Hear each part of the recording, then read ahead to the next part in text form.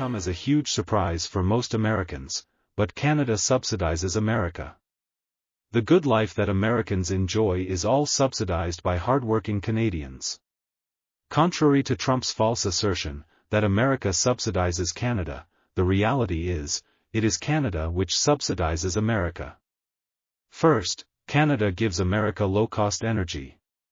Canadian energy is highly essential for the United States, playing a crucial role in supporting U.S. energy security, economic growth, and energy dominance.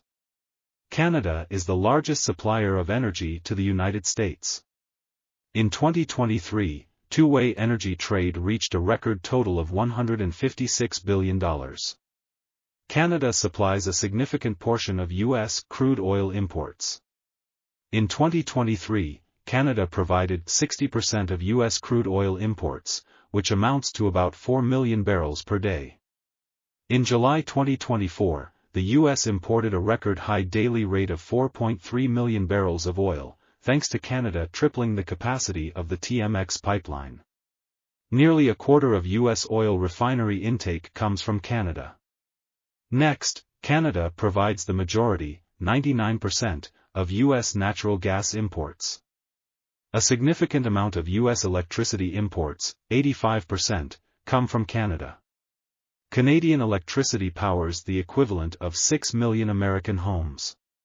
Canada supplies 27% of the uranium for U.S. nuclear power.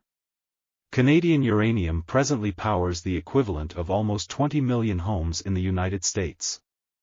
Canada is a major supplier of critical minerals to the U.S., including aluminum, iron, steel, copper, nickel, germanium, graphite, zinc, and more.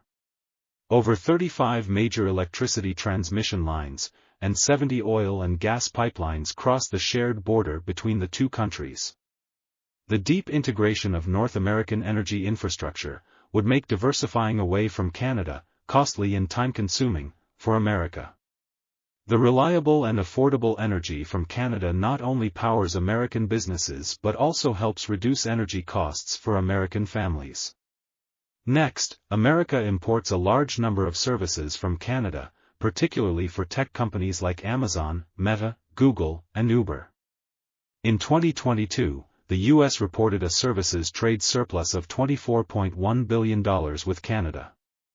Next, Canadian investors have provided substantial low-interest loans to the U.S. Canadian investors made $700 billion worth of low-interest loans to the U.S. Low-interest loans from Canadian investors make borrowing cheaper for U.S. businesses and consumers. This encourages increased spending and investment, as lower costs of financing lead to greater access to capital for expansion and operational improvements. The influx of Canadian capital stimulates growth in the U.S. economy, by enabling companies to invest in new projects, hire more employees, and increase production capacity. This leads to a reduction in unemployment, and a boost in consumer confidence as businesses expand. The availability of low-interest loans impacts the value of the U.S. dollar. As Canadian investments flow into the U.S., they contribute to a stronger dollar. The ongoing provision of low-interest loans from Canada helps stabilize the U.S. economy during periods of uncertainty or downturns, by providing necessary liquidity and encouraging investment in critical sectors. Canadian investors' low-interest loans play a crucial role in shaping the financial landscape of the U.S., driving growth through enhanced borrowing capacity. So, when President Trump says that America is subsidizing Canada, is he trying to hide the fact that the truth is the other way around? It is Canada, which is subsidizing the United States. Without Canadian energy, services and low-interest loans, America would be in a sorry state.